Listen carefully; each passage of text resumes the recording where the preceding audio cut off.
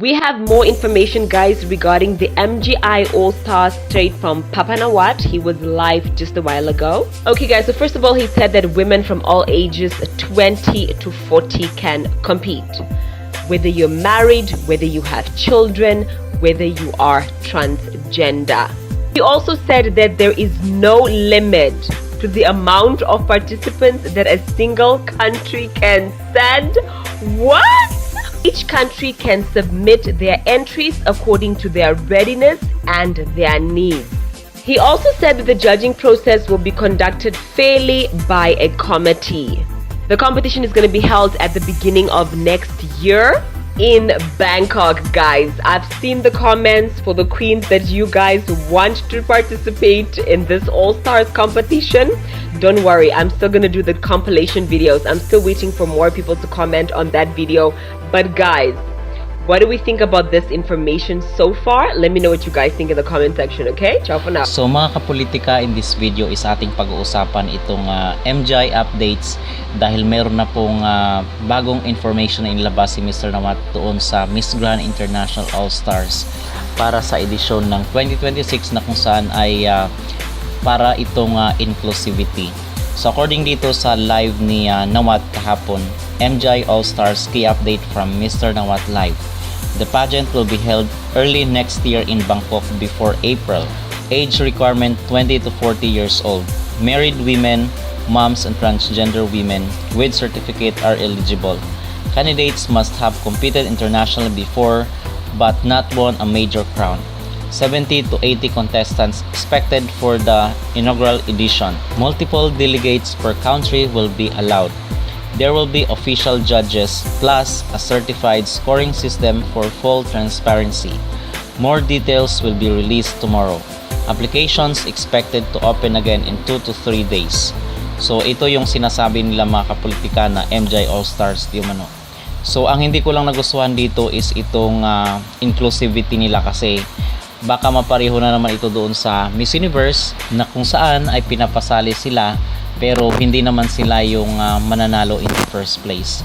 So pampaingay lang ito at sana is puro women na lang yung kanilang requirement dito or yung isa sa mga qualifications ng MGI All-Stars. And then makikita natin dito mga kapolitika na talagang nakikisabay na rin talaga sa new era of pageantry itong Miss Grand International, and I believe na talagang pinapaingay nila yung kanilang beauty competition kasi naniniwala ako na meron na mga botohan ito na mangyayari, like paramihan na naman ng followers.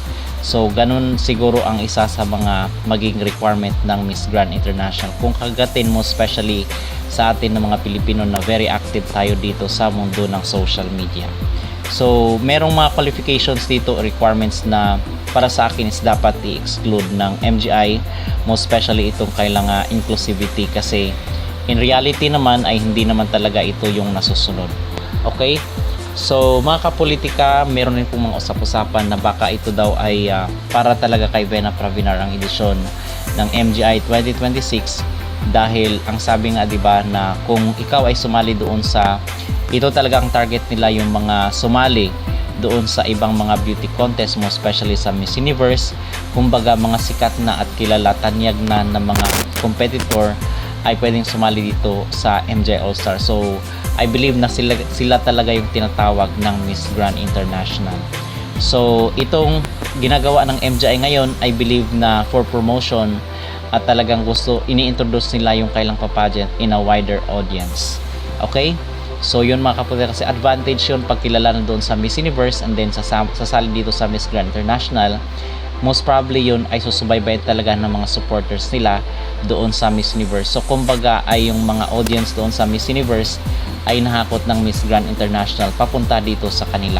And then kung ganitong promotion lang din naman ay sana laki-lakihan rin ng Miss Grand yung premyo nila, yung reward nila doon sa winner para naman maengganyo yung ibang mga candidate ng ibang mga beauty contest internationally na sumali dito sa MGI. So hindi na po pwede dito si Catriona at si Pia kasi ang sabi ng Miss Grand International ay dapat yung hindi nanalo sa isang major crown or major competition.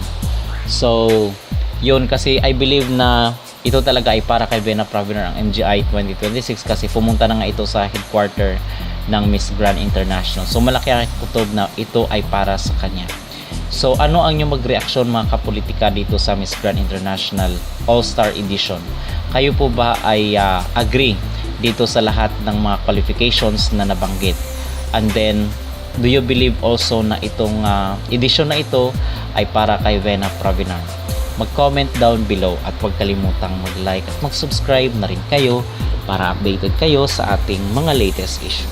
Gusto ko yung mga ganito, yung mga pasabog. Alam niyo, ito rin yung hinihintay ko before yung All-Star, yung lahat ng mga akala nating mananalo, tapos hindi nanalo, tapos nag-first runner-up, nag-second runner-up.